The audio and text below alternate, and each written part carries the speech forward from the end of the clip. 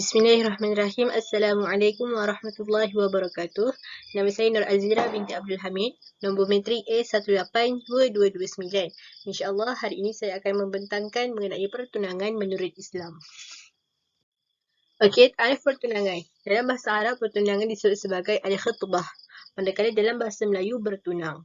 Menurut Dr. Yusuf Al-Qaradawi, beliau menyatakan bahawa al-khitbah itu membawa maksud zahir dan mengiklankan kehendak seseorang lelaki untuk berkahwin dengan seorang wanita.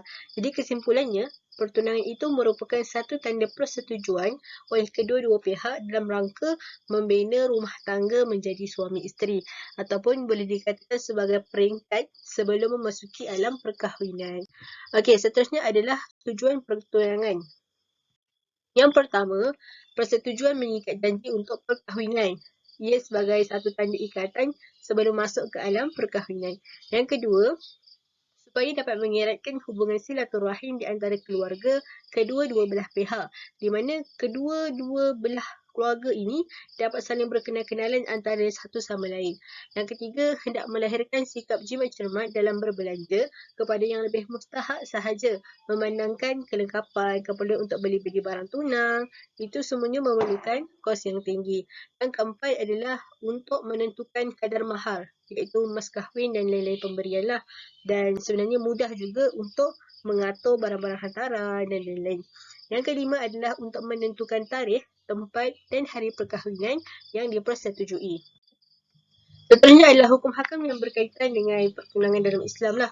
Jadi hukum pertunangan itu sebenarnya adalah harus berdasarkan kepada firman Allah dalam surah Al-Baqarah ayat 235 yang bermaksud, dan tidak ada dosa bagi kamu meminang wanita-wanita itu dengan sendirian atau kamu menyembunyikan keinginan mengahwini mereka dalam hatimu. Seterusnya adalah hukum menghebahkan pertunangan. Jadi para ulama ini terbahagi kepada dua golongan dalam membahaskan hukum menghebahkan pertunangan ini. Yang pertama adalah harus menghebahkan pertunangan dan yang kedua adalah mustahab, iaitu sunat disembunyikan pertunangan. Yang ketiga adalah hukum melihat bakal tunang. Okey, bagi pihak lelaki dan pihak perempuan, hukum melihat bakal tunang ini sebenarnya digalakkan, bahkan dituntut dan disunatkan oleh agama lah.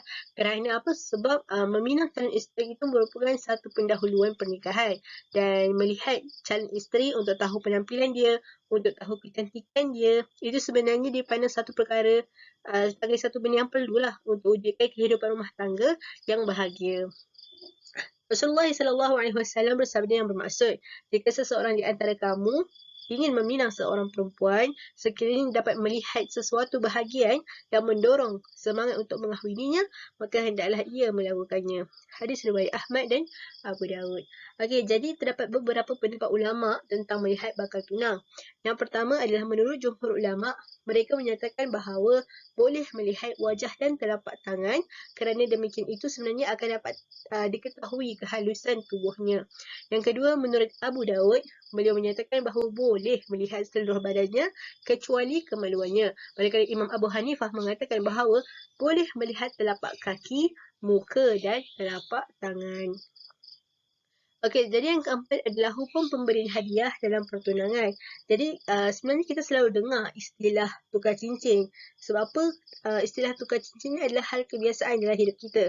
Tapi sebenarnya seorang lelaki itu dibolehkan untuk beri hadiah, untuk beri cenderamata kepada tunangnya. Dan cuma kalau di kemudian hari lelaki itu membatalkan pertunangan, maka lelaki tersebut tidak dibenarkan untuk ambil balik hadiah yang dah dibagi.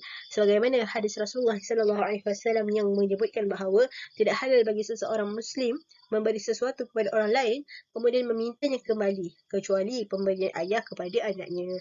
Hadis riwayat Al-Irbati wa sahibu Tirmizi wa Ibnu Hibban wal Hakim. Okey, yang seterusnya adalah hukum membatalkan pertunangan. Hukum membatalkan pertunangan itu adalah dibolehkan, boleh untuk diputuskan, boleh untuk dibatalkan oleh salah satu pihak sekiranya berlaku konflik dalam keluarga. Okey, kemudian adalah syarat-syarat pertunangan. Yang pertama ialah syarat-syarat bagi perempuan yang ingin ditunangi. Baiklah, yang pertama, memastikan perempuan yang ingin ditunangi itu bukan menjadi isteri kepada orang lain. Hal ini kerana apabila seorang perempuan itu sudah pun bergelar isteri, maka dia telah pun menjadi hak mutlak suaminya. Yang kedua adalah bukan tunangan lelaki lain. Sebagaimana sabda Rasulullah SAW yang menyebutkan seorang mukmin adalah saudara bagi mukmin yang lain. Oleh itu tidak halal dia membeli pembelian saudaranya dan tidak halal pula dia meminang pinangan saudaranya itu. Hadis riwayat Muslim. Yang ketiga, memastikan perempuan yang ingin ditunangi itu tidak berada dalam iddah. Dan yang keempat, mestilah sah nikah dengannya ataupun bukan muhrim.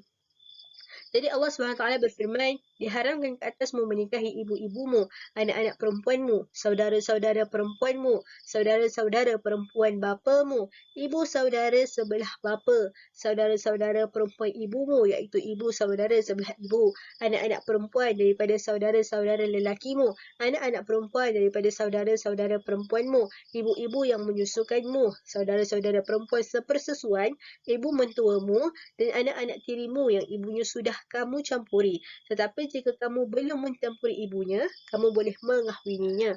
Maka sekiranya perempuan itu tidak boleh dikahwini ataupun haram dikahwini, maksudnya perempuan-perempuan itu juga tidak boleh untuk ditunangi. Baiklah. Kemudian adalah syarat-syarat dalam pemilihan perempuan sebagai tunangan. Yang pertama adalah zuriat yang banyak, di mana kita boleh perhatikan dari sudut keluarga dia. Kita boleh tengok keturunan dia. Sama ada keturunan-keturunannya melahirkan zuriat yang banyak ataupun tidak. Dan di samping itu, umur juga boleh diambil kira bagi mengekalkan zuriat yang banyak. Yang kedua adalah anak gadis ataupun bujang. Di mana pemilihan anak gadis ini sebenarnya dititik beratkan sebab ia berada di dalam lingkungan gadis lagi. Di mana perempuan dalam lingkungan gadis ini kurang sedikit bebanan peribadi dan segala-galanya serba baru. Dapat eratkan kasih sayang tanpa gangguan. Tenaganya pun masih muda, jadi dia dapat memberikan kasih sayang ataupun dapat memberikan sepenuh masa, luangkan sepenuh masa dia untuk suami. Walau bagaimanapun, memilih seorang yang janda juga sebenarnya digalakkan sekiranya dekat sana ada tujuan yang baik untuk memilihnya. Yang ketiga adalah sedikit mas kahwin. Hal ini bagi memudahkan pihak lelaki untuk menjelaskan bayaran mas kahwin itulah, untuk menjelaskan mas kahwin dan sesuai dengan tuntutan Islam. Yang keempat adalah bukan hubungan keluarga. Hal ini bagi meluaskan lagi skop keturunan di mana keluarga itu akan bertambah ramai dan bertambah ramai lagi. Yang kelima adalah baligh.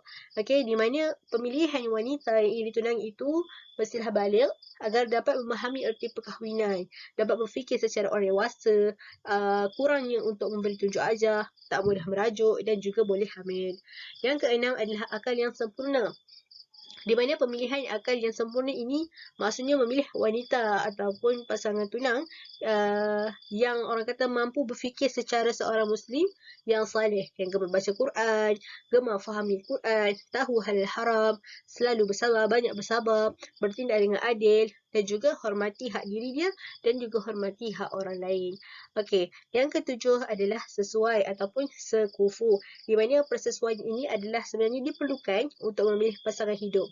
Lebih-lebih lagi dalam dunia moden ini, di mana kita dapat lihat wanita itu mempunyai kedudukan yang agak sama dengan kaum lelaki. Malah ada yang terdapat lebih lagi daripada lelaki.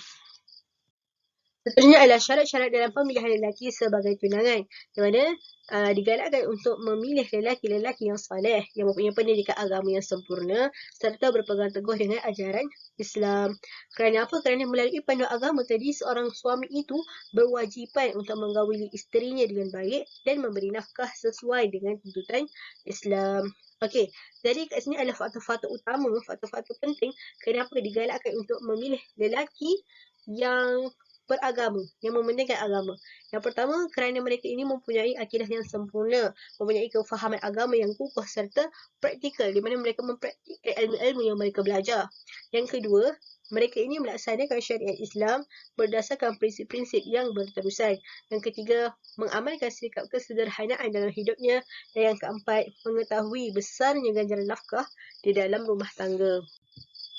Jadi syarat-syarat pertunangan menurut Islam, yang pertama adalah berjumpa dengan wali ataupun mahram wanita. Di mana wali wanita itu terdiri di kalangan mahram je lah, terutama ayah, abang, pakcik sebelah ayah, pakcik sebelah ibu dan sesiapa sajalah mahram yang berkaitan dengan wanita tersebut.